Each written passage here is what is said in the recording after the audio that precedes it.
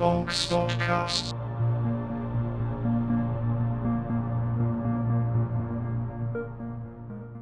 Welcome back to Bonk Spotcast, a podcast about the Bionicle community and its very creative members. Today I'm talking to a couple characters, all Bionicle rejects, or Bletcher. Hi, I'm Bletcher. This is my first podcast. Bletcher is a talented MS Paint artist and admin of the infamous AVR Discord server. And Maxilla makes, or Max. Hey everyone, I'm Max. I like building cool-looking dinosaurs and just throwing parts together, sometimes eating them, sometimes not. Max is a skilled builder who loves CCBS shells and helps moderate AVR. So how you guys doing today? Pretty good.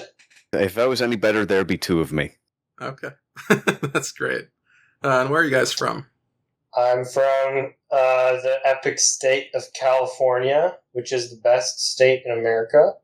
And I am on the total opposite side of the USA, which is perhaps the worst state and the fan favorite, if I do say so myself. Florida man. Florida is where I'm at. Cool. Nice. So when and how did you both get into Bionicle? I had a friend, like a close childhood friend who, it's kind of fuzzy because it was a long time ago, but his mom moved to Georgia and he moved with his mom. And then like a couple weeks after he moved, my mom was like, oh, hey, your friend gave you a present. And it was the green rock sheet, which is Lyrock. Yeah. And that made me become obsessed with Bionicle. And then I was just voraciously consuming Bionicle until middle school when I realized that my peers actually were too cool for Bionicle. And then I decided I needed to also be cool and not care about them. But I secretly did care about them. Oh. And yeah, that's my OG Bionicle introduction. That's sweet. How about you, Max? Some of my story and my origin, more or less, I've spoken about to a degree when Alex was kind enough to give me an interview on his Bonk Spotlight page. But to make a long story short, I was a little kid, and probably about 2003 is around the time when I became self-aware, and me and my two brothers, who were all of similar age, all kind of got into Lego around the same time. Standard stuff, you know how it is in the early 2000s. Once you start, it's usually hard to stop. We kept up with it for a long time, and similar to Bletcher, I kind of entered a dark age around maybe 7th grade, give or take, when school and otherwise started getting in the way. And I got back into it after my grandfather passed away. He was my building buddy for everything from Zoids to Gundam to Lego, and by extension Bionicle. And when he passed on, I was feeling a bit nostalgic, and once I got one set, as I mentioned, once you start, it's really hard to stop, and the rest is history. That's sweet. It's nice to connect with your relatives over stuff like that.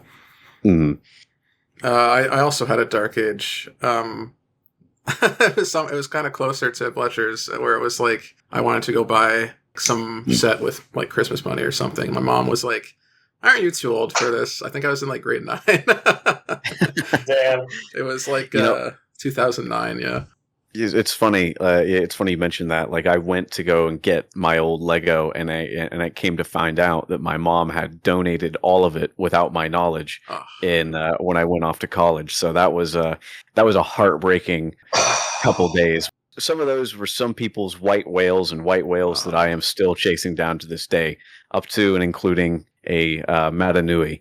And if you know, you know. That was Damn. I had the same experience, actually. Like, my mom was like really obsessed with like making me sell my old shit from when I was a kid. Like, I was like a little too old for my Game Boy, so she's like, sell your Game Boy. A little too old for my DS, sell your DS. And eventually it came to the Bionicles, and she was like, sell this Bionicle collection, you're not using it anymore. And you can find this on BZ Power, but I went on BZ Power in like 2016.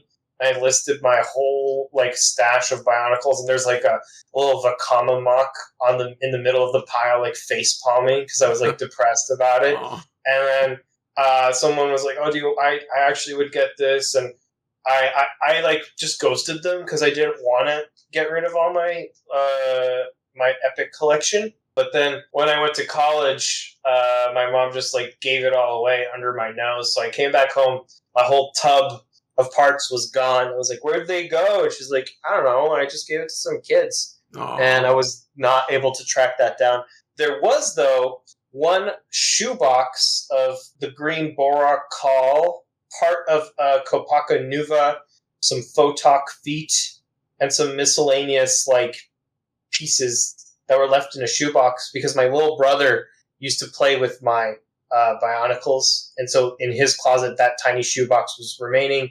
And in like 2023, well, they were like, my parents were renovating their house. We found that shoebox, and I started building like this little mock with those remaining pieces. And I was like, holy crap, this is hella fun. And then I went and discovered Bricklink and Addiction Time. You know, Yeah, slippery that's slope. how.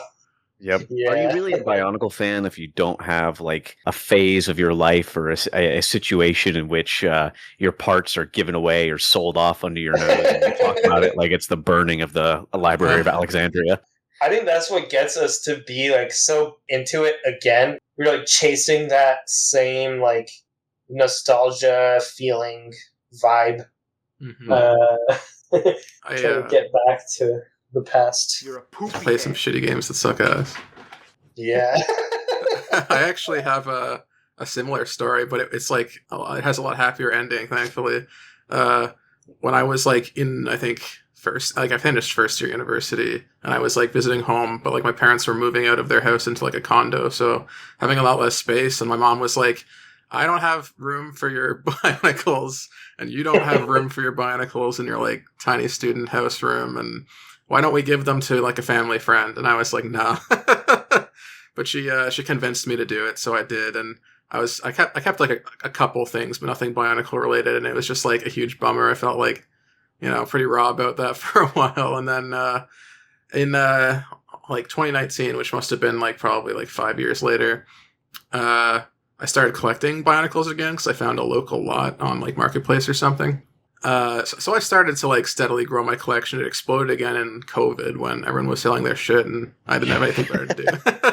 Yes. Oh man, it's funny how that kind of worked out. And to many people, and myself included, there's like this, it feels like there's just this, it's almost like getting blackout drunk, this period of time where I don't recall anything that happened. And that's pretty much that period of 2020 into about 2022 in a lot of ways. And of course, if you ask me about it, I can tell you about things that I did during that time, including, recollecting. But it's you mentioning that everybody's selling their stuff and what have you. It's maybe it's just me and the time of which that I was recollecting, but it really did seem like there was a small explosion of people selling their parts and their tubs and everything on eBay. And at least for the price, if I go through my eBay history and I find some of the things that I bought back in the day, it feels like I got like a 20-pound tub of Bionicle for like $200, and nowadays if I try and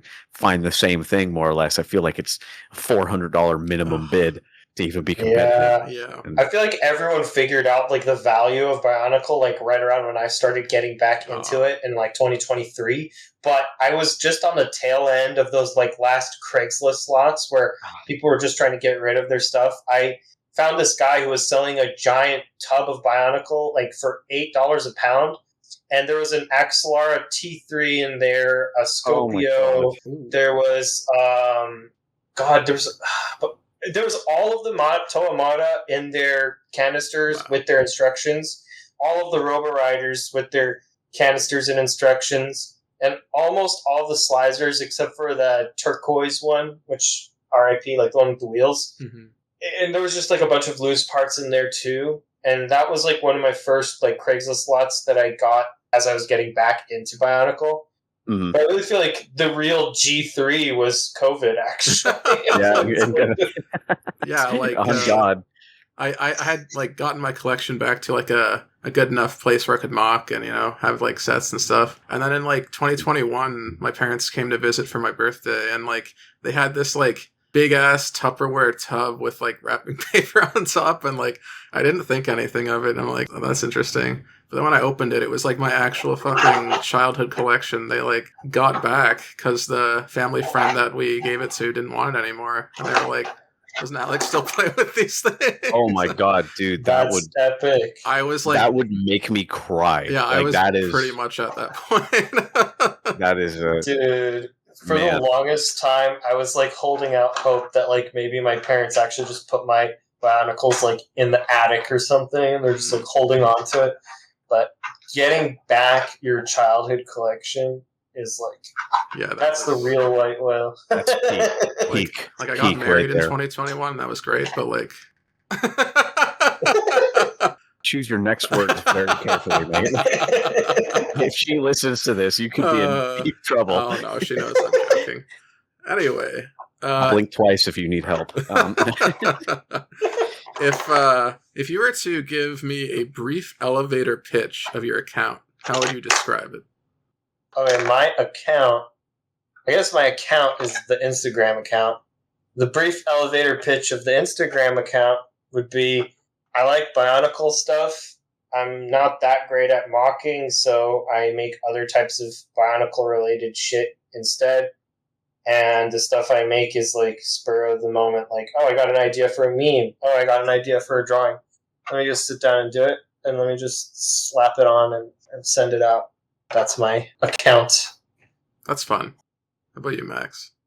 You know, mine's undergone a little bit of a paradigm shift since I first started. If you asked me about a year and a half ago, I would have said I build big dinosaur, and cool big giant Rahi would have been my whole thing. And I still definitely do that to a degree, but these days I would probably say where most channels or most accounts seem to create the archetypical warrior of sorts, I tend to focus on the more monstrous, where a lot of people create something that is distinctly human. A lot of what I end up building is very much not, whether it be a monster like a Tren Krom or just a Rahi, whether like based off of your most recent contest, which was based off of the concept that I think later gave rise to Vizon and Fenrak and Cardaz and Pharaoh and Skirmix and the like.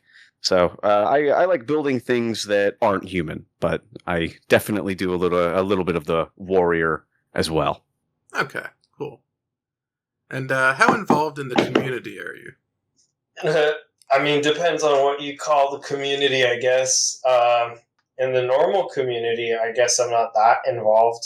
In the community of outcast Bionicle fans, I'd say I'm more involved just because I, made the whole Discord for them. So, I mean, yeah, it's a definitional question, I guess. I'd like to say I'm kind of involved. I mean, I've hosted... How many contests have I hosted so far? I mean... It's like 3 now. Yeah. Transforming Weapon contest, the Bug contest, the Karzani Victim contest, the Secret Santa contest, and then there was like a little fun server one for Spooky Mocks. Yeah, the Halloween one. Yeah, the Halloween. So let's call that 4.5.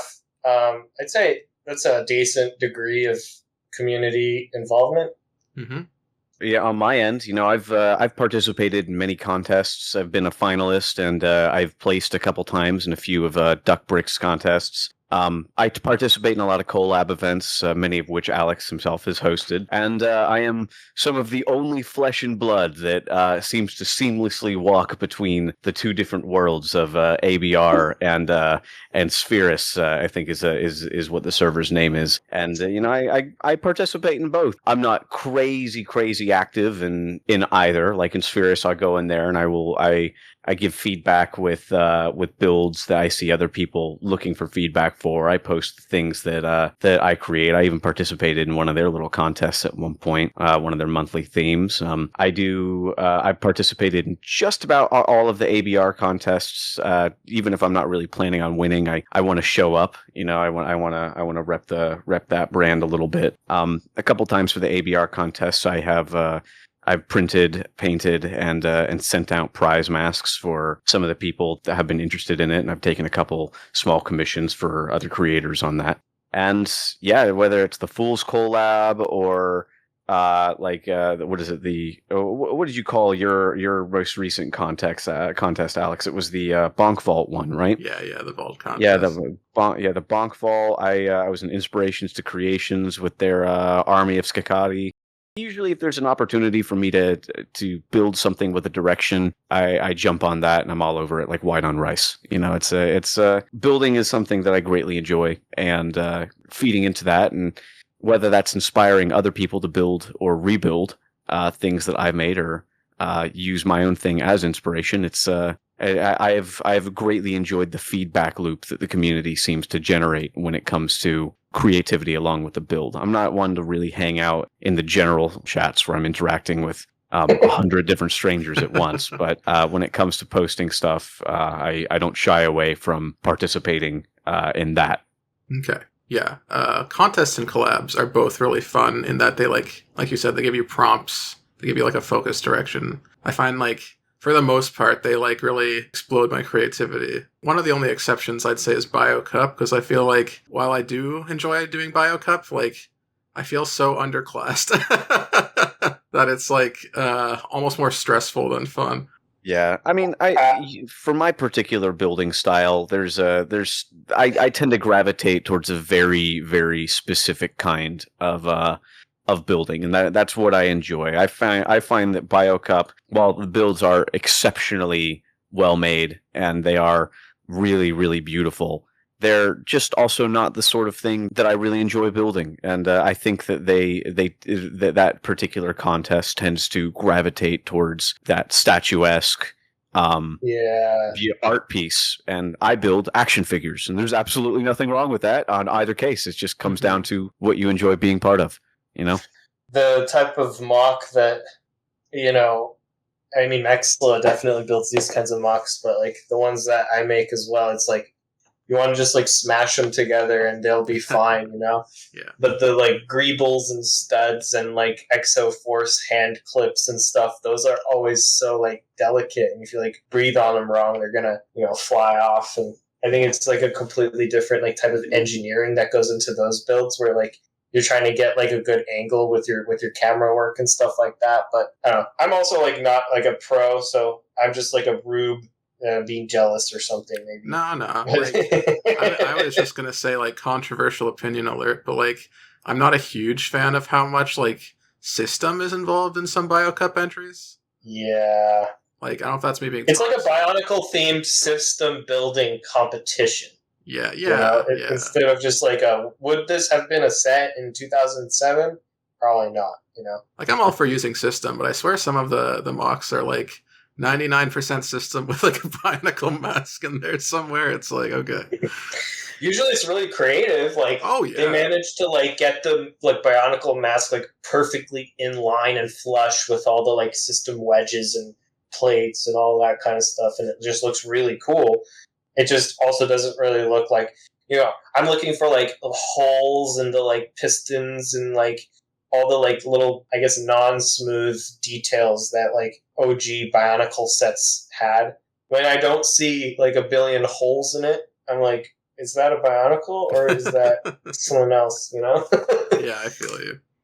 I think Bletcher really put a point on it with this comment of smashing them together. In the action figure community, there's something referred to as the shake test, and I think it applies a little bit to this community, or the builds that can be produced by anybody, any mockist, wherein, at least in the action figure community, the shake test is, are the limbs floppy, and do they retain a pose if you kind of shake it a little bit like a kid would? For me, at least, the shake test is whether or not parts fly off if I shake it. And if something flies off, then it's back to the drawing board, and that's just what I enjoy building. That's to each their own, and I definitely don't turn my nose up on it. I just find that I gravitate and enjoy it. I have a lot more fun focusing a little bit more on the pragmatic playability or posability features than otherwise, and that's why I defined it. Like, again, I build action figures, and there are inherent limitations that are associated with that. Yeah. One of which is, sometimes you have to sacrifice aesthetics. And a really good build can balance that exceptionally effectively, and some are better than others, and that applies to everything that I make too. But it's Action figures versus art piece. What do you yeah. enjoy building? And for me, it's action figure. Yeah, definitely no wrong way to build. I don't know. There definitely is to me. You know my opinion of Yeah. For anyone listening, the long running joke is my inherent disdain for the CCBS shell. So I think a perfect mocker that like kind of blends the like Bionicle action figure stability vibes and like the smooth like really like meshed together pieces actually would be Toaku Mox. I don't know if you guys seen his Instagram, but he's posted videos of him like holding one by it, like the ankle and just thrashing it around, and it just stands completely still, like things don't fly off and stuff. But the pieces are so like well meshed together. Just looking at his Mox right now, I feel like that's like my aspirational build type, I guess. But yeah, I also have a cat, so I can't build frail things. Otherwise, I'd be picking up pieces off of the ground all the time. So my cat kind of helps me. That is a real difficulty tweak, isn't it? Yeah. Sometimes I put all my pieces on the ground and she just comes up being like, "What are you doing?" And then, there's like a pair of legs standing there with like a half-built torso, and, she comes and like noses it until it falls. And if pieces fall all over the place, that means I'm doing it wrong, Mm-hmm. So she's like my mock assistant. That's cute. My cat is usually pretty chill with that sort of thing, but like when she wants attention, she'll purposefully do stuff to piss me off. And the latest one was like climbing in one of my shelves, and like she like threw one of my Guluks off and started like ripping its legs off. It was really funny. I couldn't really be mad at that. But anyway, you guys are both involved in the ABR server in some capacity, right? Yeah. To a degree, yeah. Very, very slightly. Of course, yeah. Yeah, okay. So just tell me about that server. Here's what I think. Let's like cut to the chase. There's people in the server that a lot of people don't like, right? There's people who say some crazy stuff. There's people who, ABR is the place where you go if you want to say whatever you want to say and don't get banned for it, right? And also are a Bionicle fan. So I feel like the vibe that has been cultivated there sort of is like even though there's some like people with very esoteric beliefs and very like, in my opinion, like stupid ideas, you can go and like insult them or like argue with them and actually have like a discussion. And then most of the time people just like, sort of just respect that, I guess. And I just, from my brief interactions with the greater Bionicle community, I kind of feel like there's this sort of vibe of like, I feel like people like immediately sort of sniff you out as like the right or wrong type of person, like just from the way you talk and the way, like, it doesn't matter what your actual politics are or what you believe in. Like, my first ban from Spherus was because I was mad about the Reddit protests, and that's why I joined their Discord.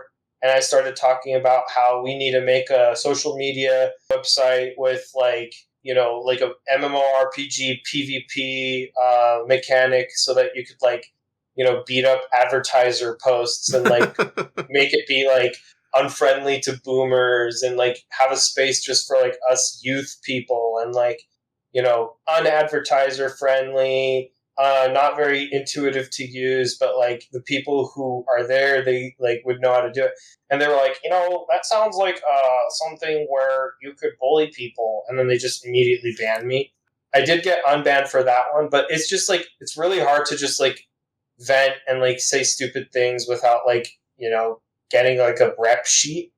And I figured, I don't think I'm like some evil, horrible person. And I'm sure that most of the people in the server, even the people who say crazy things, I think most of them aren't like evil people. And there should be a place where you could just like blow the steam and just like also be like a Bionicle fan. And also just like not bother other people in their communities. So it's sort of like that kind of vibe, I'll actually corroborate a little bit of what Bletch is saying here in the sniffing you out. And what I will say is that, in my opinion, what I found is that once you are thought to be a certain way, even if you adjust your posting and communication habits, it can be really difficult to break what has more or less been the decided opinion of you.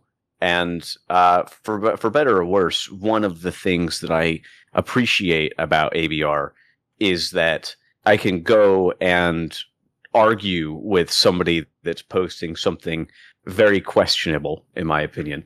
And equally, while I might think that he is insane and may even need help, he can equally post in the Mox channel and I can comment, "Hey dude, nice build." And we can have a discussion about posting habits, or we can have a discussion about, crazy posting and what have you in one channel, and then in the same channel in another way, be respectfully discussing the build techniques that are being employed. And what I will say is that ABR seems to have this culture where just because you are questionable in behavior one time, it doesn't necessarily mean that it is the end all be all of your social presence. You can still be allowed to talk and do and post and build to with everybody else, and it be treated as its own separate and new thing. I can go and do something or say something stupid, go to bed, wake up the next day, it's a new day again, and nobody really seems to hold it against me. Mm-hmm. And while I fortunately haven't had too much of, I can't really think of a time where that's needed to be the case, at least with me. I'm appreciative of that opportunity that's afforded to those that need it, because some of the folks that we have, as mentioned, they're not evil and they're not stupid, but they have a really, really bad way of presenting themselves. And again, like, they're not evil, they're not dangerous, they're not whatever, they're just saying something without thinking. And I think that happens to a lot of people a lot more than they're willing to admit. So I would extend that generosity to them, right? Just as I would want it to be extended to me if I needed it. Mm-hmm.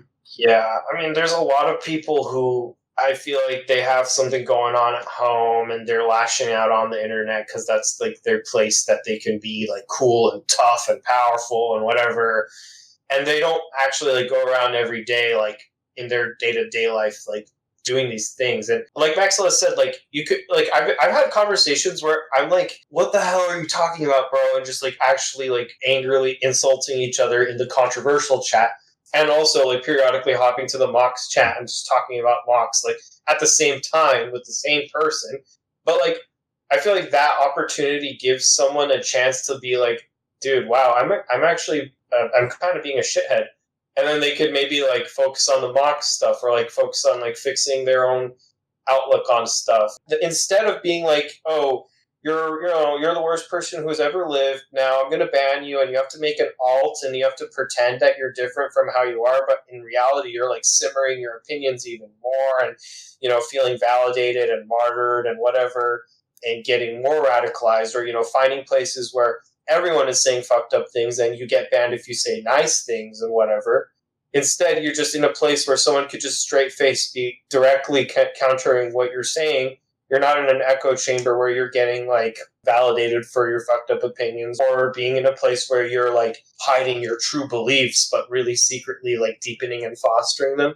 Mm-hmm. I feel like it literally is like steam. Like if it, like, you can't just keep water in a metal tin and just boil it more and more until it'll eventually blow up, And I don't think everyone should just come to ABR and just like deal with all the fucked up things that some people say in the edgy channel. Like, we have a role that lets you see those channels, and I actually moderate when people leak their stuff out of those channels, because not everyone wants to see that stuff. And of course, I'm coming from a very privileged position of like, I'm not a part of a group of people that are like day to day having to like fight for their right to exist and fight for their political autonomy and recognition and stuff like that. And so I feel more comfortable talking with people who would say fucked up stuff against people in those categories. And I feel like I'm maybe using that privilege in a way that, like, I guess I'm doing some dirty work that some people don't want to do, and like actually opening up a discussion and being like, okay, why do you feel that way? And, get to the bottom of some things. But I don't think that, like, I'm not telling everyone, oh, you have to come to this server and, interact with all these people who like say stuff that like goes against your entire existence and whatnot. But I do think that like this area is like separate enough from like the greater community that like now if someone wants to say some edgy shit, they know that they could go to AVR and just be there and not go to like the normal channels and clog those up or be like a weird undercover agent in those channels and whatnot. You know, I don't know. I'm rambling a lot. Maybe I should have like written like a thesis or something prior to this stream, but you know, you provide an outlet rather than allowing it to fester, and some people aren't comfortable with that, which is understandable. But there is equally a place for that, and ABR happens to cater towards that, allowing there to be a place for it, even if it isn't necessarily welcomed.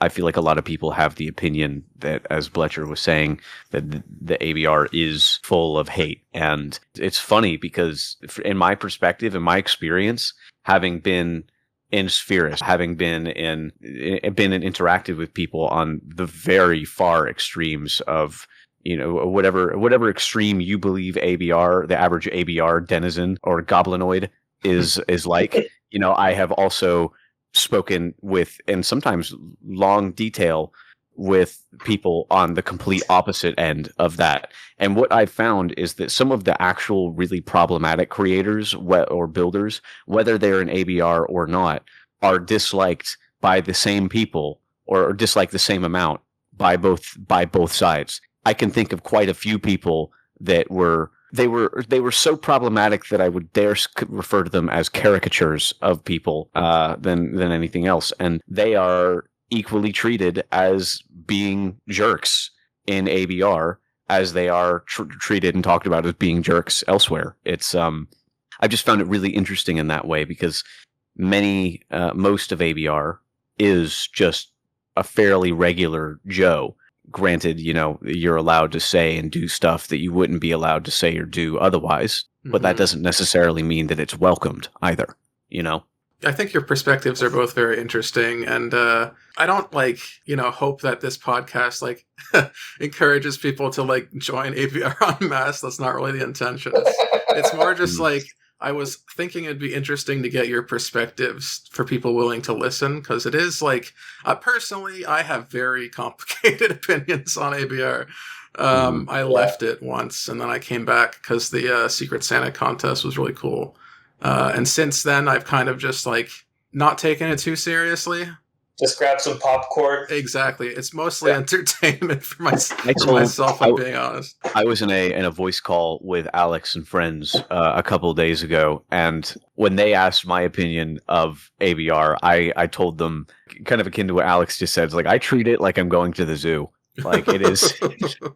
Some people are zoo creatures there. Yes. I'm just glad that they are. If the chimp is behind bars, then all is good. You know, if the bars are the controversial channel, then that's fine. My job is I just get the tranquilizer gun and relocate them when they bust out. You know. I will say though, I know everyone thinks of it as the containment cell for all the weirdos, but there are there's a fair diversity of people there. There's a lot of people you wouldn't expect to be there, and it's just interesting. I think it's, again, I have complicated feelings. I don't know if I'd say it's a good place from my own perspective. But I don't think it's a terrible place either, if that makes sense. No, I get it. I mean, the thing is so a lot of people, I feel like their idea is that only the worst people ever would want to be there, and why would you even want to give them a place in the community, and why don't you just perma-ban them? And there's been people who DM me and they're like, oh, this guy who has 2 messages in your server, he actually 7 years ago said this thing to one of my friends, and here's the screenshot, and that's why you should ban him from your server. And then I don't, and then they go to a different server and they're like, oh, Bletcher supports this, Bletcher is evil, So, I mean, look, I have a policy of that in the edgy channels, you can say whatever you want, but that means that everyone else can also say you're a dumbass. You know, it's not just oh, go say bad things and then you get a gold star and everyone agrees with you. Normally, people get dogpiled for crazy, psychotic, schizophrenic, like Christian fundamentalist, like ultra weird things. Like, there's people who say stuff, and then there's also people who are like, bro, what the hell are you smoking? Like, get a job. Like, hey, what do you do? Oh, you're living at your parents' house in their basement. Oh, that checks out. Like it isn't just like a weird place where you go get thumbs up for saying bad things just because they're considered bad. Like, it's just a little bit more complicated than that. I joined the community in 2023. I really don't care that, like, there's people who are in the community for like 20 years straight who have spent all this time like developing personalized folders of every bad thing that everyone has ever said, and they whip it out in opportune moments to like cripple people and their reputations and so it just feels like the Bionicle community is already tiny. I feel like I got caught by a stray when I joined it just because I say stuff in like kind of a provocative way maybe or whatever. And like, how is this community expected to grow and thrive when like everyone is just pointing like 20-year-old guns at each other? Like, it's just like just if you don't want to interact with someone, don't. And you don't need to create like these weird like community-wide like hate campaigns. There's actually one guy in ABR who I literally always tell him I fully disagree with him doing this, and I try to like counter him doing this, but he goes to all of the like good Bionicle servers and tells them screenshots of like one guy and his, bad things that he's said before. And this guy, I'm trying to like keep it a little anonymous, but this guy is like clearly very bad at socializing.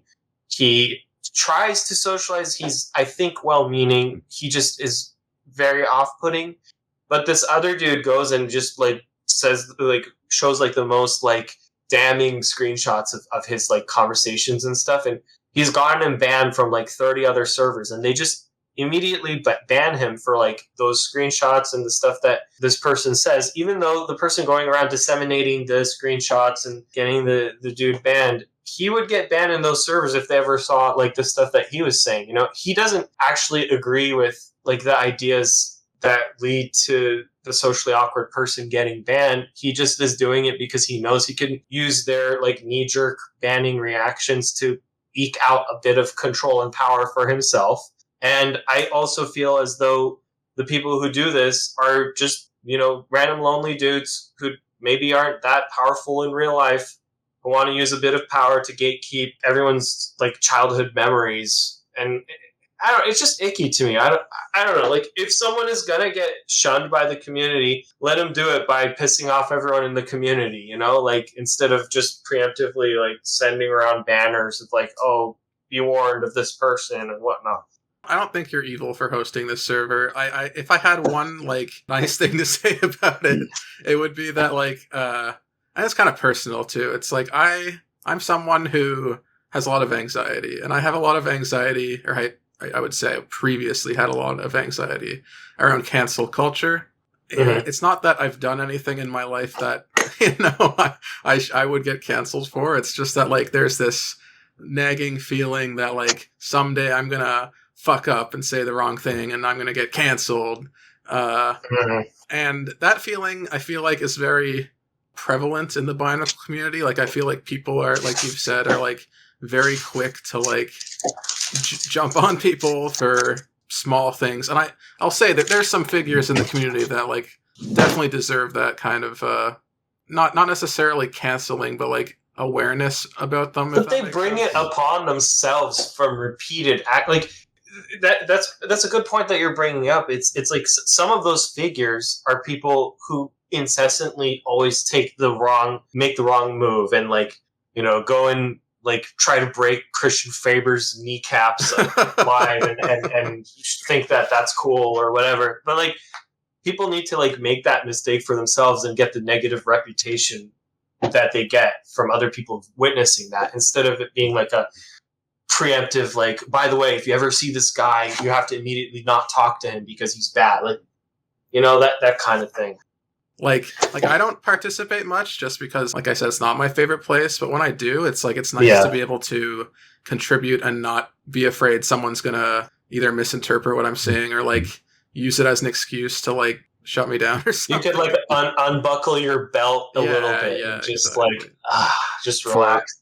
For a community that is centered around and made and created around a line of toys, I have found that it is very impatient, and it doesn't have a lot of grace for when people act childish. That's the gist of it. That's like the core that always makes me laugh when I like step away when I touch grass and like think about things that are happening. 'Cause it's like we're all joined by fucking Lego toys. It's not that serious. It's literally colorful action figures from 20 years ago. You know, it's crazy. Yeah, it's as you say. You know, it doesn't have to be that deep and that serious. And some people, because of their situations, and I think this applies to both people on both ends. You know, the really problematic people and the people that are very, you know, that are maybe perhaps very much welcomed in the community.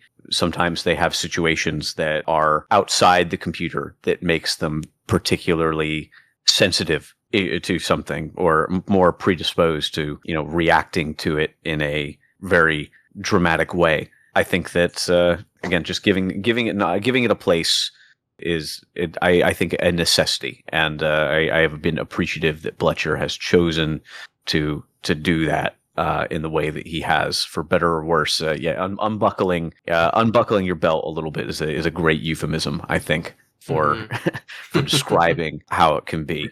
And some people really need a space to do that, and some people really don't. But having a place to go where you don't have to worry about misspeaking or saying the wrong thing. I think a great example I can think of is there was a few people talking in the Mox channel of Spirus, and you know, they were getting on to somebody who rightfully misspoke and said something questionable, and in the process of kind of getting onto this guy and explaining what he said or did wrong about whatever he said or his build, one of the other very, very prevalent members of the community misspoke themselves and then was immediately cannibalized within it as well. And I am appreciative that sort of thing isn't really as much of a risk, at least in some of these places. Yeah. So this is a question more for Bletcher in particular. So because you have created this place, you are, I would say, fairly controversial. Is that fair? Yeah, I would say that, sadly. Yeah. What are your thoughts on that perception of yourself in the community? And here's the thing, like, if you're gonna be, you know, deciding that I'm like an evil person without having, you know, talked to me or interacted with me, then chances are eventually you were going to find out that, like, oh, I have a server of people who are bad in it, or I talked to someone that you thought was bad, and you know, like, eventually you're going to just decide, okay, this person is bad and horrible anyway. And the reputation situation with those people, it's like already like an uphill battle anyway. So it's just like, I'm not like someone who's like, you know, looking to make everyone love me and, you know, go to conventions and have people like try to get my autograph, and like everywhere I go, everyone's so excited to talk to me. Like, there's people who I like to talk to, and there's people who don't like me. I'm okay with that. I think that's just how life is. If someone is deciding who I am based on what like someone from Sphere says about me, then I can't do much about that, you know. And they were already like probably not going to like me that much anyway, so I don't really care. If someone wants to like come and like talk to me and decide, actually, I really don't like this guy, I would respect that a lot more. But I can't expect that everyone to do that, and I think that's fine. Like, I don't really have like any aspirations to be like, you know, everyone's best friend. Mm-hmm. That's good to hear. That you have a good perspective on things. While Alex is away, Bletcher, I am curious. I feel like this will make for an interesting question, if nothing else. Is there anything that you regret about how you went about in creating, or that, like, if now that we've been at this when it comes to ABR for it's what, almost 2 years now? How old is that? How old it is? It's been summer of 2023. I remember I was like in vacation in Ireland, like setting this up in like July. It's like we've been at it for quite a bit now, and If there's something that you wish you could have done differently or better between today and when you first started, what would that be? God, that's a good question. I mean, there's one guy who joined ABR a while back that wasn't that active. And it turned out there was this huge dossier about that person after he had already been in the server for a bit. I wanted to be, everyone gets a second chance. Everyone is, I'm going to take this guy at face value that, he's personally apologized. He said he didn't want to be known as the person who did that kind of stuff. And I thought, you know what? I'm just like the people at Spherus have painted me as having done similar crimes already. I'm going to give this guy benefit of the doubt and just like let him stay. I feel like if I had to do things differently, I would have been maybe a little less like overt about that decision. And because that gave a lot of people like the ammo to then call me. I mean, the thing that like Alex was asking me, what about your reputation? Like, do you care about it? Like, the only thing that I really don't like is that people are so willing to throw out like really like serious labels about people. I walked in on a pretty big-ish server about people like, building nice mocks and find out, they're calling me it's just kind of like, I don't know, man, you don't know me. That's kind of weird. That one interaction was like a great excuse for people to like say that stuff about me. And maybe I would have, I guess my change would be like, I would have like fully not interacted with like the moderators of Spherus after I made APR, so that they would have no like screenshots to like use against me and stuff like that or whatever. Maybe I should have been more like above it, but I did get like triggered and I was like, what the hell are you saying about me? How dare you? And I tried to like talk to them directly, and they got what they needed and immediately blocked me instead of having like a full conversation and stuff. And I should have expected that, but maybe I would have done that differently. I get you. No, it's just one of those things where it's a, you're in a very unique situation compared to a lot of people in the community. So getting your thoughts on something like this is, it helps contextualize, at least to me, why you chose to do it and what you're trying to achieve out of it. And in part, why I take part in it. It's funny how things kind of work out this way. And, I feel like a lot of people, as I mentioned earlier, they don't really allow a lot of opportunity for growth and change and reflection. And that maybe that's just how Discord as a medium is. And Reddit.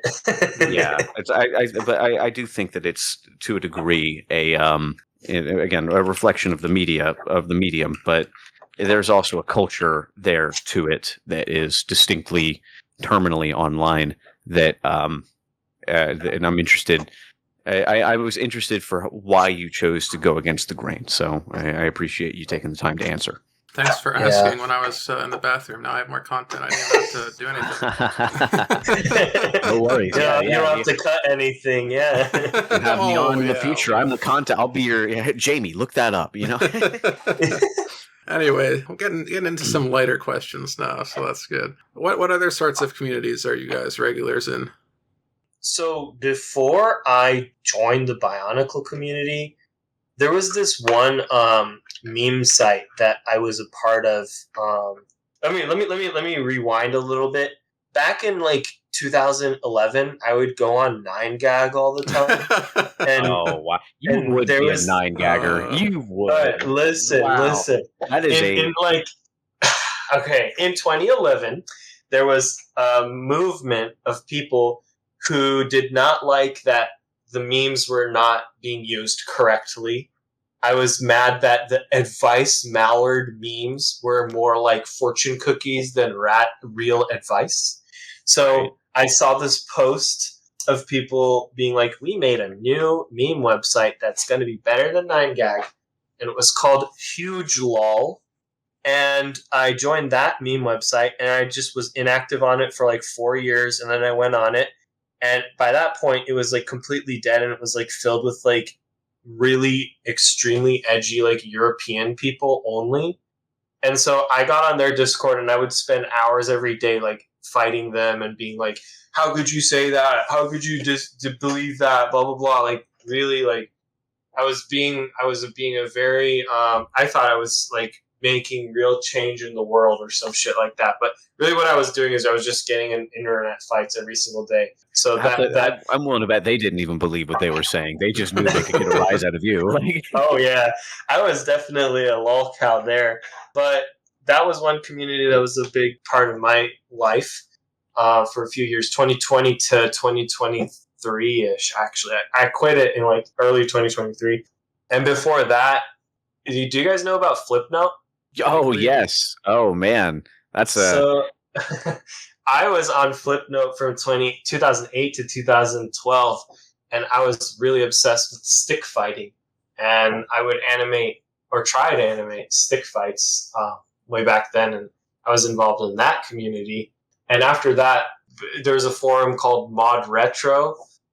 It was started by the guy who created the Oculus, actually, the Oculus Rift, Paul Merlucci. And they were people who built portables out of consoles. So I joined them when I saw a YouTube video about someone who made a portable Nintendo 64. And I followed their tutorials and I made a handheld NES in, I think, 2013 or something like that. And then I started working on making like a handheld GameCube following their tutorials, but I was really not that good at it, so I never finished. But I was like lurking and involved in that community a little bit, not as like a real member, but just as someone who like wanted to see what people were talking about and stuff. So I was into that community.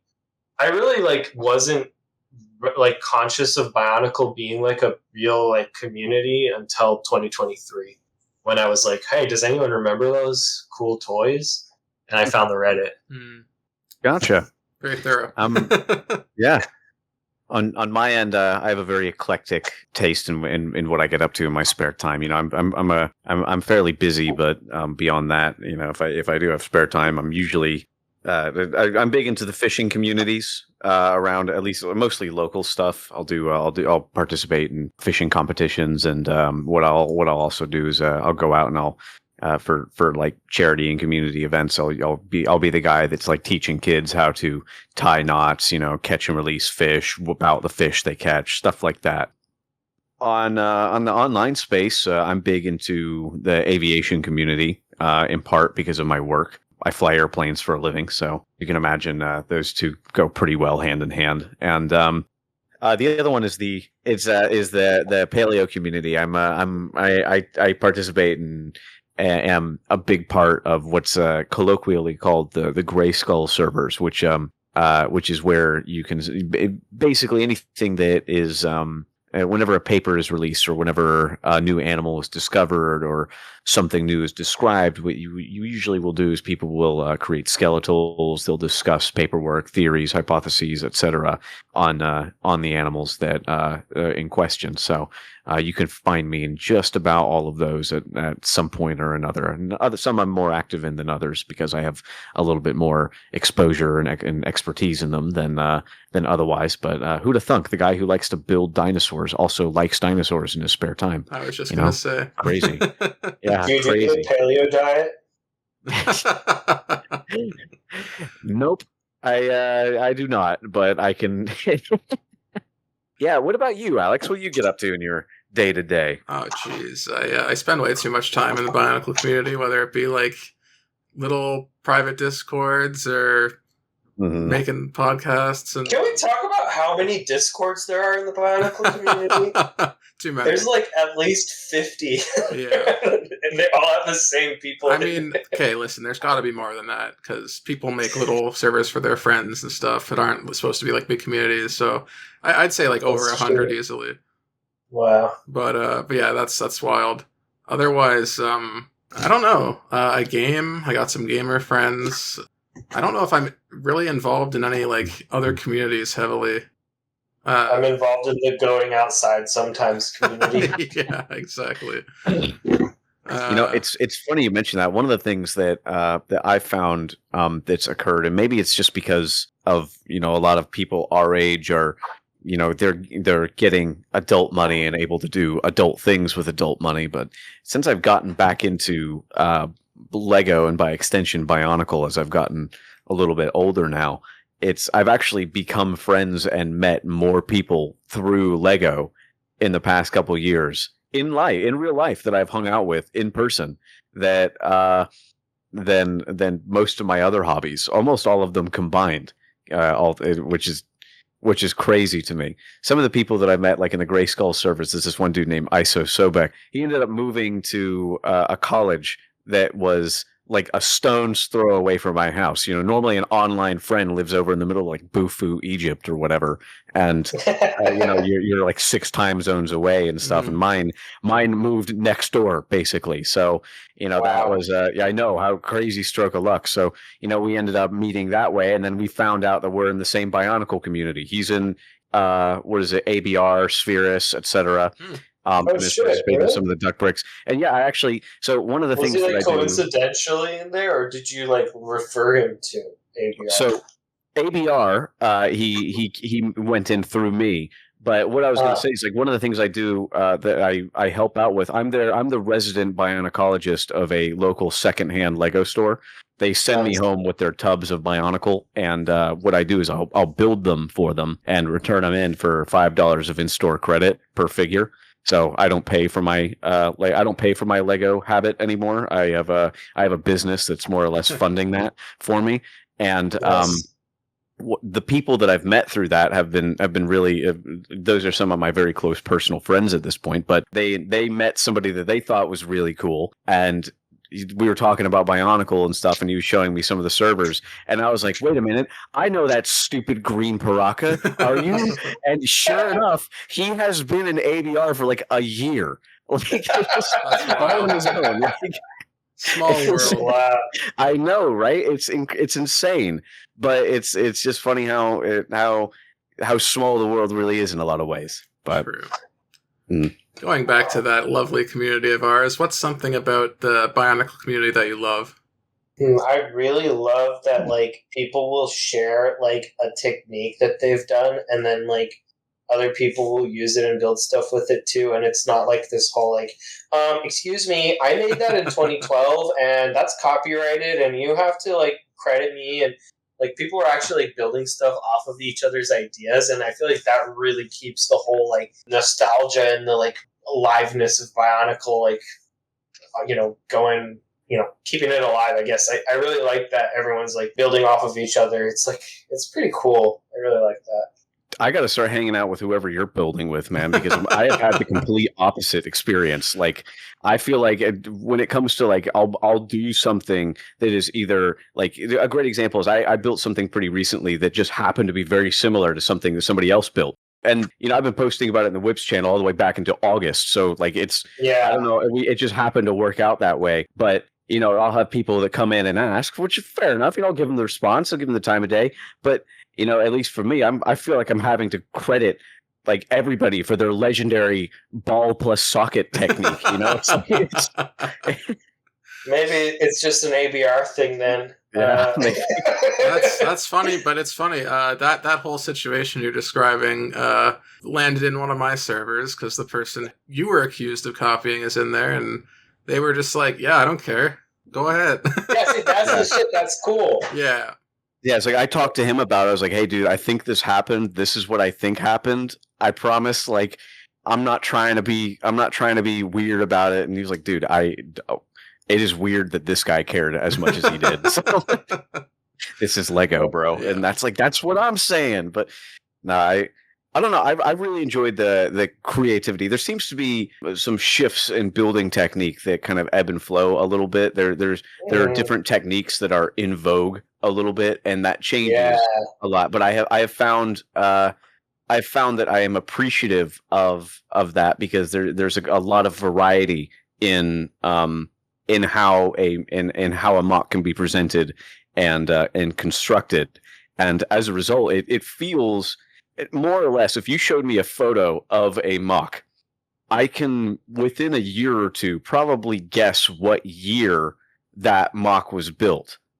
Based on, like, almost in the same way that there were waves of Bionicle and all of those waves had a look to them. Every consecutive year since Bionicle kind of really hit its stride, at least in the mocking community, there is a bit of a look. One right now that I've noticed over the past year or so is torso pistons. That's one that I've seen a lot of as of late, and I love it. 2 years ago that was like hidden tech that nobody did, and now it's all over the place. And I'm sure we're going to get something new next year. I've really liked that. That's a really cool. One other thing I really like is the injection molder guys, Kenny, and I think Zion Trio buys from Kenny or something. I don't know, but they, I think, are going to personally make it so that the Bionicle community can continue to actually, transfer parts between each other. Because, there's other dudes that fucking set you up, and his goddamn Takua masks all being $10. That shit will kill the community. So I love that there is people who are building high quality replicas of these molds so that everyone can enjoy them. And, you're not worrying about this piece is 30 years old now. I can't get it out of its plexiglass container or it'll turn into ash or something like that. Mm-hmm. I like that injection molding stuff. And resin casting looks really cool too. The set you up, I've never had any personal interaction with them, thankfully, but you're probably the third person to complain about them. Fuck that guy. So yeah, it's not, I don't know. I think it's one of those things that's good for people to be aware of so they don't get scammed. Most people, I think, are smart enough to realize that someone's artificially inflating a price of a piece, but in case you're not, but then how are you gonna get it though? That's the thing. Even if you're not dumb enough to pay $10 for a mask that was 3 cents 2 years ago, it's still you can't. If you look at Bricklink and search medium blue Picari right now, the only ones in US are from Set You Up. And you can't get it from Italy or something, because then you'll pay $15 for the shipping or more. I don't even know. But it really ruins the let's say you saw someone on Instagram who did a really cool build with 2 medium blue Picaris, and now you want to do that too. You go on Bricklink, you see it, and you can't do it, and now your idea is in the trash. That's one mock that couldn't be built or whatever, and it really stifles the whole economy. And anyone else who wants to sell it, they're not going to just be selfless and decide to list their thing for a reasonable price when they look at Bricklink and see what the average price is. It will inevitably send aftershocks through the whole community, even if you're not directly buying it from that guy. It just seems really messed up. I don't know. That kind of addresses my next question, which is what's something about the community that you don't like so much? Is there anything other than scammers? Yeah. I don't like hate campaigns. I like it when people like to talk to each other and decide what they think about each other face to face, instead of, going in little corners of people who agree with them saying stuff and then disseminating opinions from there. That's what I don't like about the community, but that's just me being edgy and maybe mopey. What about you, Max? Oh, that's a tough one. I tend to, at least for me, I try to be very unproblematic and stay away from drama. So what that has translated in for me is that most of the time, if there's something particularly negative, I'm not associated with it, or I just leave and come back, in a few days when it's all blown over. But I guess to that extent, I said this to a very, very talented builder who is another very unproblematic individual, I feel, I think it was in one of your servers. And I made the comment that I dislike how getting dogpiled is a rite of passage in so many places. And that is not just Bionicle. That's a lot of the online sphere. But in contextualized with Bionicle itself, or the Bionicle fandom, getting dogpiled in Spherus Magna, is that the server's name? Yeah, Spherus Discord. Getting dogpiled over something is congratulations, you are now an official mocker. You're you're part of the community now. Yeah, you're officially part of the community. Yeah, you've been hazed enough. So it's. I'm not a huge fan of how that seems to be a universal experience at some point with everyone that I've spoken to. I feel like a lot of people are relatively down to earth, but you guys have both been in the community longer than me. Do you guys feel like there's a lot of people who like, they get a certain number of followers on Instagram or something, and then they start acting like they can't talk to you unless you're like at least half of their follower count or something like that? Is there like elitism in the Bionicle community? Because it sort of seems like, as an outsider, kind of like, at least with like something like BioCup, that there's like a group of people who are like well known as like talented and skilled and whatever, and they only like interact with themselves or something. But maybe that's just me like kind of having like a third party perspective or something. Do you guys feel like there's a lot of like circle jerkiness going on in the community or no? In my opinion, it's relatively chill for that. Like, almost everyone I've messaged, whether it be like replying to their story about something or just like hitting them up randomly on Discord for some reason, most people will respond. Like, you're not going to have like full on conversations with people, but like, in fairness, if someone randomly messaged me, I don't think I'd want that either. But like, as far as I'm concerned, generally people are pretty chill. Yeah, I think that's been kind of my experience too, but I was just trying to see if there's any difference between what I've been seeing and what actually is. If there's a communal goon cave for people that think they're holier than thou, I'm not part of it. I'm just here to post Lego, man. Like, the only thing that I will turn my nose up at a little bit is when some random person who I have never met ends up in my DMs or something begging for a breakdown of something or another that I've posted. And it's like, yeah, I'm happy to do that. And most of the time I have no issue with doing it. But, it's like if I say, yeah, I'll get to that in the next couple of days, and it's been a couple of days because I'm busy. I have to go on 4 or 5 day trips sometimes, and sometimes they're asking me on day one. I don't really have time to get back to them or whatever, and they start, hey, when are you gonna hit it? Hey, when are you gonna hit it? Hey, can I get this? It's like, all right, at that point, man, I'm either not gonna do it, or what I'm gonna do is I'm gonna give you a PayPal request, and you can commission that, and I'll get to it, and that's what's gonna fast track it. Otherwise, I'm just gonna get to it when I get to it. Mm-hmm. There are some pushy people that I've interacted with as well, for sure. It's I don't know if that's exclusive to the Bionicle community, though. I think in any community, it's not exclusive to the Bionicle community, but I think that Bionicle does, I think, attract some people with less than stellar social skills. I think sometimes. I think a lot of people are chill, but there's a lot of interesting individuals. Which I think that's at least to a degree, Bletch. I got to say that might be exposure bias in our case. I brought that on myself. Yeah. I guess. Bletcher is like surrounded by rakes, so when he steps on one, how can Bionicle do this? No, that's true. But that's funny. Switching gears again. What's your favorite mock or piece of art that you've created recently? Fuck. I don't like my mocks, so I can't say any of them are like my favorite mock. In terms of my pieces of art, I have 3 contenders, and they're all pinned to my profile right now. One of them is Crazy Frog smoking with Turaga Nokama. The other one is Tahoe smoking. I guess I like smoking. But I'm recognizing a trend here. The real one I think that I like the most is the drawing I drew of you're in POV, you're sitting in the car, your Game Boy's on low battery, you're tired of reading Aragon, and you're looking out the window and imagining Kohatsu running alongside the car. I feel like a lot of people had a very similar experience just because of like the time period that Bionicle existed. And what I liked about that drawing was that a lot of people were like, holy shit, I have no unique experiences in my life, apparently. So that one's my current favorite meme that I've created. Yeah, that one's a work of art. That one like connected with me instantly.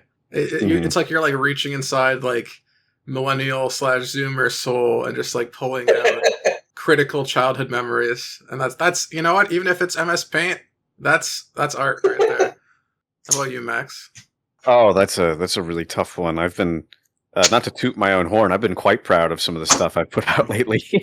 If I had to pick a couple that I've been really chuffed with, it would probably be the Trend Crom that I did, the motor build that I built for your Shocktober collab, and then the Makuta Daydrax that I put out. I had a lot of fun creating those wings and the torso.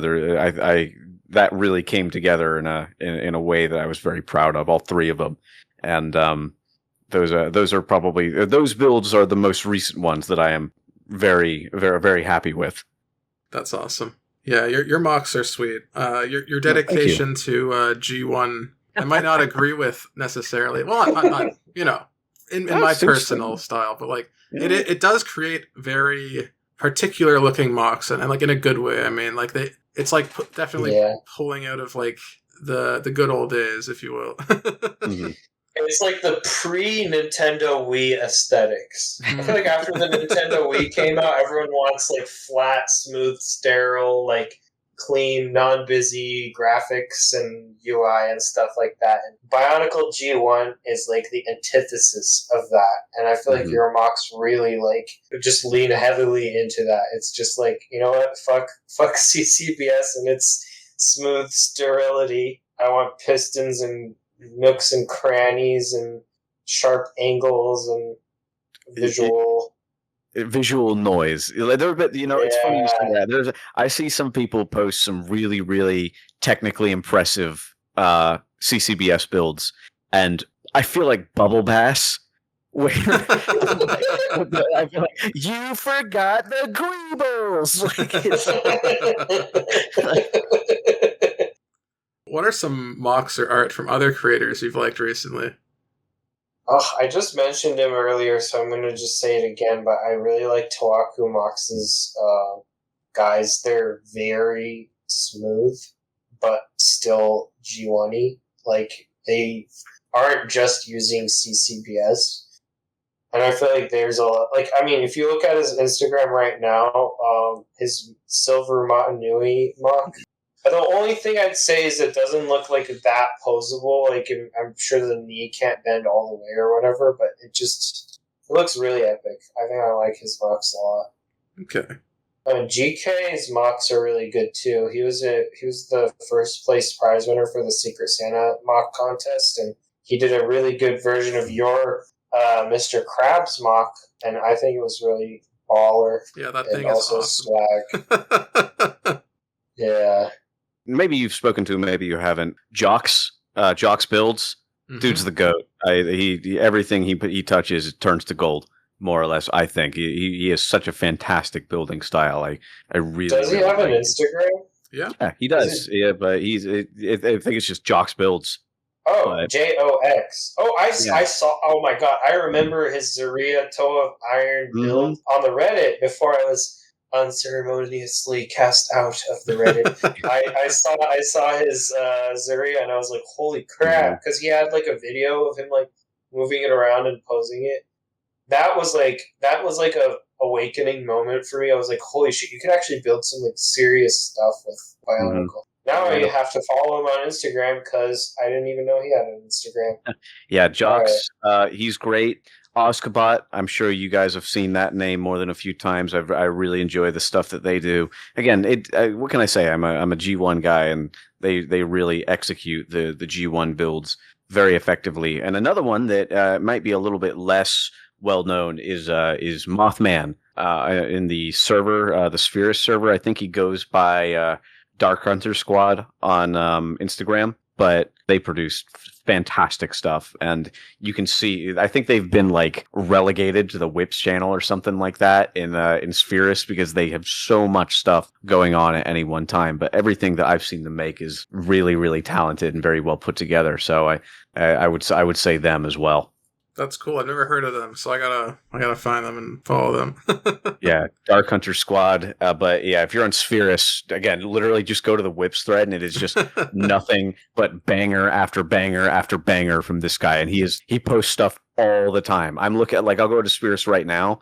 I'm scrolling up, and like just of all the media that has been posted in there, he is probably a third of it but he is just constantly putting things out, and they're all individual builds. It's exceptionally impressive. That's awesome. If you could choose any creator to make a mauve of one of your mocks, who would you choose? Art, I would pick Bonkled.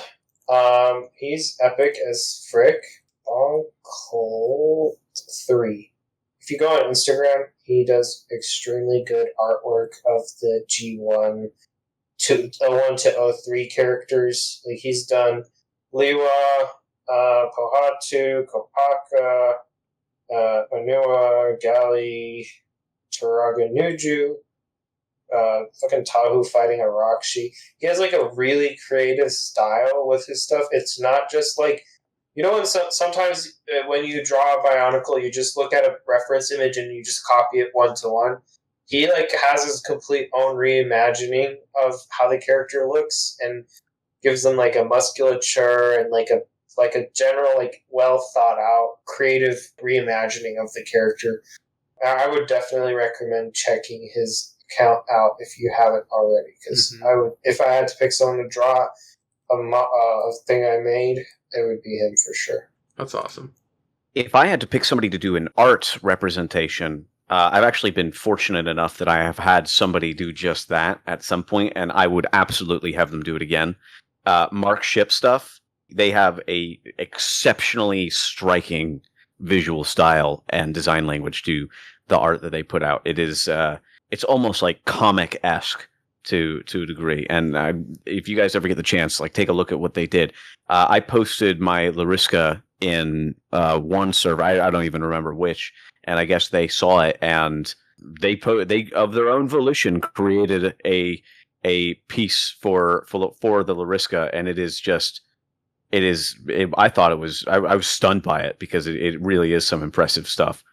That's awesome. Yeah. Also, I remember you shared that on your story or something. Yeah, it's really really well done. I was the way that they utilize positive and negative space, and then the pop of color, and it's very effectively done. And I was very impressed by that. If I had to pick somebody to do a mauve of one of my builds, man, that's also tough. With the Secret Santa contest, I was actually lucky enough to have exactly that done, and the person that did it was pretty impressive about it. That was Robo makes bad mocks, right? Yeah, Robo makes bad mocks is spot on, and he even got the system utilized. It's an inaccurate name though, because that entry was goated. That's what I'm saying. Unless it's like the Power Glove, it's so bad. If I had to pick a mocker to make a mock, I would say Construction Diva. You guys know that guy? Oh yeah. Mm-hmm. His name is also Alex. There's like 5 billion Alexes in the Bionicle community. It's crazy. You guys are like a clone trooper. Well, he has his name on his Instagram. I know. I'm just joking around. I would probably pick Endon 475. Oh yeah. Oh, he's to do one of mine. I would really be very interested in what they would put out. Yeah. Yeah, he does some cool shit. I found his first mock that I saw was the Golden Skin Being mock for the Duck Bricks contest. And his one was so cool because it contained like the arms of all the like absorbed guys in it too. Like it was so creative. Like, I feel like everyone else was just like spamming like gold, you know. His has gold in it too, but there's like a story going on in his builds, and he has a lot of really creative builds. Have you played Elden Ring by chance? Yes. Okay, because his Golden Skin Being is totally like inspired by Godric the Grafted. Yeah, and that's not to detract from the mock at all. That's like just an extra layer of cool to me. Yeah, his hashtags in the post says Elden Ring art as well in there. So that's awesome. I think he was definitely going for it on purpose. Yeah. Have you participated in any collabs? Collabs. I don't get invited to collabs. Nah, never been to any collab ever. Shocktober, never heard of it. April Fools, April Fools who? I've been in quite a number of them. Some of which you posted, some of which have been unrelated. You know, it's. I was in a collab. Holy crap! Endon made one, Canister Creature collab. Yeah, you made that like Jack in the Box thing, didn't you? Yes. Oh my god.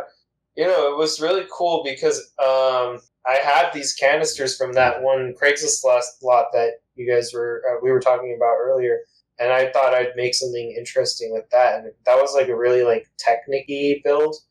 There's no Bionicle pieces except for some Hordika necks that were inside of the canister to help it like stay in it, but otherwise it was basically completely Technic. But that was a really fun collab. There's some really good entries in that. Yeah, there were some really good guys in there. There's Brazy Bonkles who made like a sand tan spider, and Robo Makes Bad Mox was in it. Inspirations to Creations was there. Valhalla Mox was there, and obviously Endon himself. Did you see the Hermit Crab one that he made? Oh, of course, yeah. Badass, yeah. Yeah, it's awesome. And then there's my little Jack in the Box that jump scares you when you open the canister. That's awesome. Did you have a favorite collab, Max, that you participated in? Oh, dude, that is a really difficult question. Gosh, I don't know. I mean, probably one of the most fun that I've done that I've been in have been like the April Fool's collabs, if only because like it's produced cognito hazards that you use to like inflict psychic damage on people to this day. That tickles me. Probably my most liked post ever was like Pepsi Man, the humble Metro build. That. So it's just by virtue of that, that's probably where I had some of the most fun. But I mean, some of the most technically impressive builds I feel that I've made, where I've actually really done something that I thought was interesting, was like Inspirations to Creations, Army of Skakati. That was a lot of fun. The turning the Baraki into dragons. That was I had a lot of fun with that. That's a really difficult question. I'm not sure. What is your favorite Bionic-related memory? Ooh, that's a good one there. I have like a couple. Sure. One was getting that green Rakshi, obviously, start of the crack addiction. That was epic. Another one was my mom took me to Toys R Us in end of 2004, and they were getting rid of the Metros. And so there was this gigantic fucking like box of Metro canisters on the outside of the Toys R Us. It was just like out there, like a bazaar. And I was also small. Like I was like, 6? Yeah. So there was this huge, big ass. It's like a ball pit of Metro canisters, basically. And I was just like diving my arm, and I picked out Nakama, and I got him, and I got the red one. That was a great memory. And then my last funny memory is I would. My hack for getting 2 Bionicles instead of 1 was being like, you should get a Bionicle, to my sister, who was 2 years younger than me. And I made her get Vezon, the blue Piraka, because the blue ones are girls. I wasn't that good at the lore back then, so I was like, you should get that one. And obviously, I got Thok, and she got Vezon. Vezon is he's the other half of the blue one. Yeah. Right. Yeah. Vezok, yeah. So I got that. I ended up getting Vezon as well later. That was my funny little, you got the girl one, but it was the only blue one that was at the time Anyway, yeah, that was my little memories. That's fun. Probably for me, so my girlfriend, I adore that woman.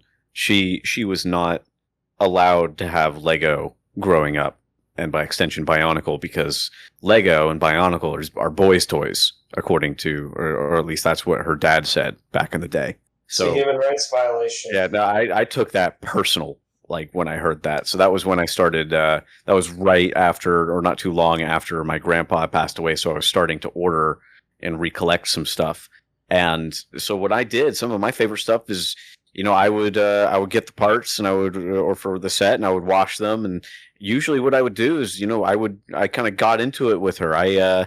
We would tear apart and then build the sets. Usually I would have her build them, and then I would take them apart and do whatever it was that I was going to be doing them thereafter, just so that way she'd have the opportunity to experience it some. And she got she's a big comic collector and reader, so one of our anniversary presents that I got for her, because she was getting into it, was I got her the entire set like of comics from 2001 onward, and which she had a ball going through. You know, she's gone in, and we have a great drinking game for the various Bionicle movies.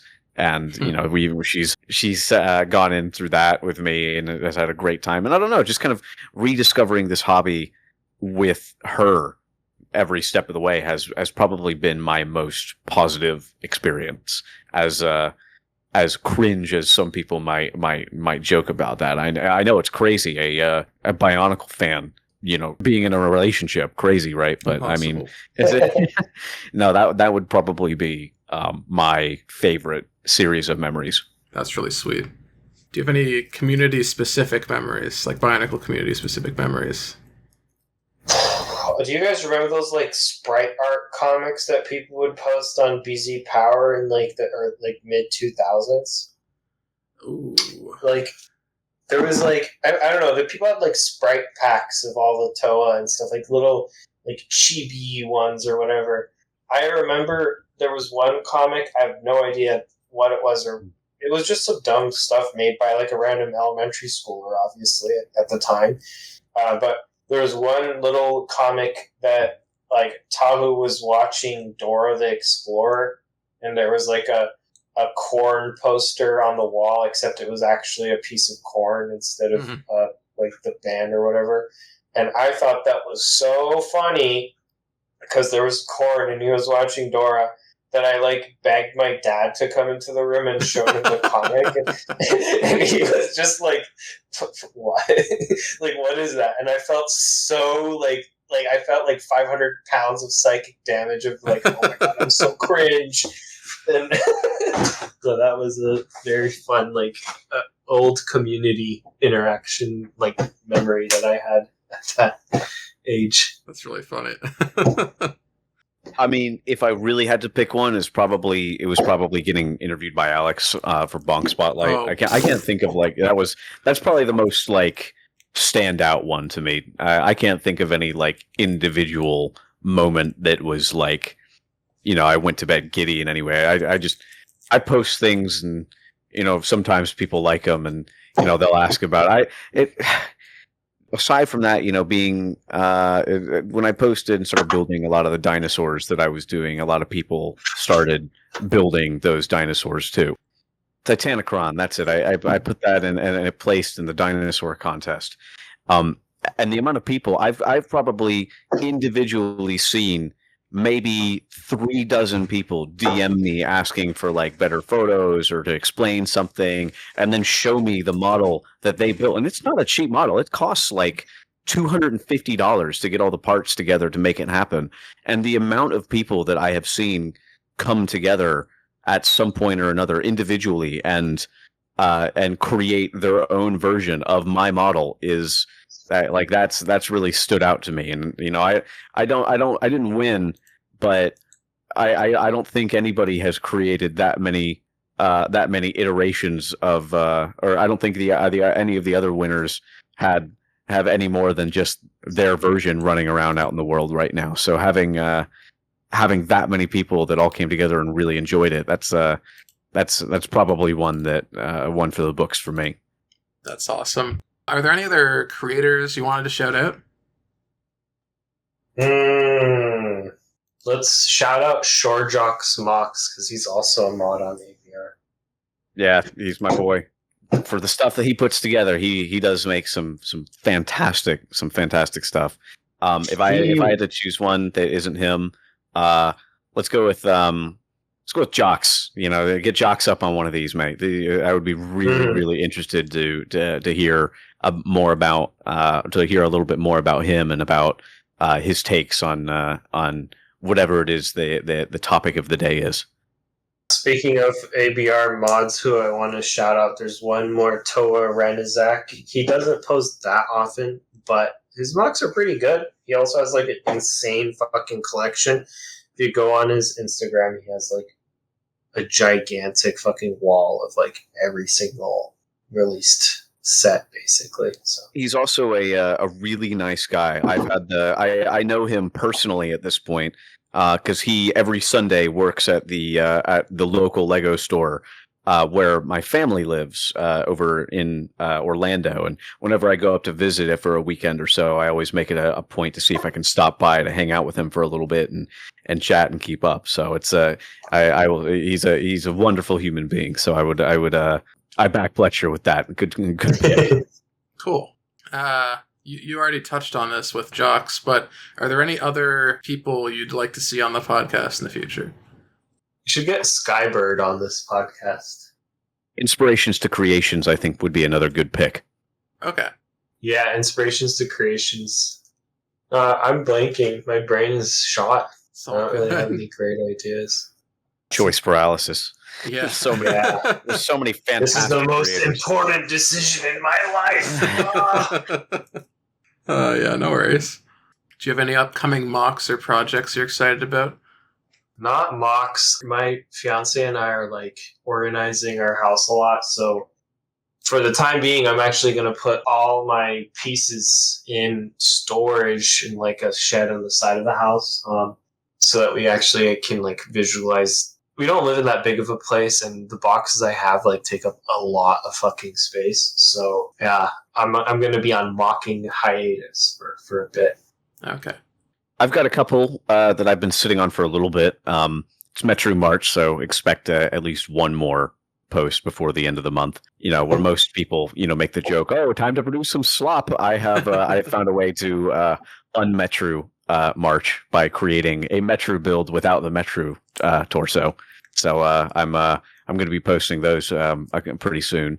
I think you guys have both seen them at some point or another, and I've got a couple more or less clone builds that I had a little bit of fun with that experiment a bit with the various part colors parts that came with the same mold but in a couple different colors that I'll be posting probably early to mid-April. So that's on the agenda for me right now. Sweet. That's about all the questions. I think you guys already answered my hobby question back with other communities. Anything else you wanted to shout out there? Oh, hobbies. I mean, I just finished a bronze class that I was doing. I made a gigantic, like, unnecessarily huge Zach Tan helmet sculpture thing that you can't actually wear because it's 16 pounds. Yeah, you snap your neck when you put it on. But I did make a bronze How, like a Mata How, that fits on a Mata head. But I think that was pretty cool. I'm gonna... Once I recently got a puppy, so once that dog's a little older, I'm going to sign up for the creator program in that place and hopefully get better at bronze stuff. And that's going to potentially be my new hobby to have. Cool. How about you, Max? Anything else you wanted to highlight? No, off the top of my head, I think I've done plenty of talking and shouting out. I can go into detail about stuff that I've gone in, but I don't want to talk y'all's ears off. Fair enough. Not on that. Did you have any questions for me? How are you? Yeah. I'm good. How's Canada? Canada's good. Never 51, so yeah. Is there any projects that you have in the works right now that you're sitting on or waiting to post? Yeah, actually. Mr. RO3 is hosting a villain-themed contest at the moment. Ah, And, I see. So, like, usually when I make mocks, I use only the parts I have, right? When I make Bricklink orders, it's usually, like, things that I need to restock, like essentials, and, like, parts that look interesting and are reasonably priced or whatever, that I don't have. But for once, I actually made a couple Bricklink orders specifically for this mock, and the one from Germany I've received already very fast, and then the one from like one province over is taking its sweet time. So Gotcha. The mock is finished. I'm just like not very patiently waiting for that last order so I can finish and post it. Well, I'm very excited to see what you come up with. Your building style is very, very unique, so I'm looking forward to see what you produce. I am at the edge of my seat. Great. I'm stoked. Yeah, that's about it. I need to work on my April Fool's mock. I wanted to make like a pair of pants or something, like or some shorts I could wear, but like I think that's too ambitious at this point, so I'll probably just make something stupid and no effort. Make a involved. Bionicle fedora. Oh my god! You know what? That's actually a great idea. Maybe I should. I'm excited to be posting. That's what I've got. That's what I got to come in for April 1st. Is Alex has already seen it. Mine is a very, very ambitious, highly technically impressive build for for April 1st. Right. Good luck. So, yes. So. Very all right. Yeah. Anything else you'd like to include? Let's do a live reading of the last 500 messages in the controversial chat of ABR. Oh my god. I would rather shit in my hands and clap than do that.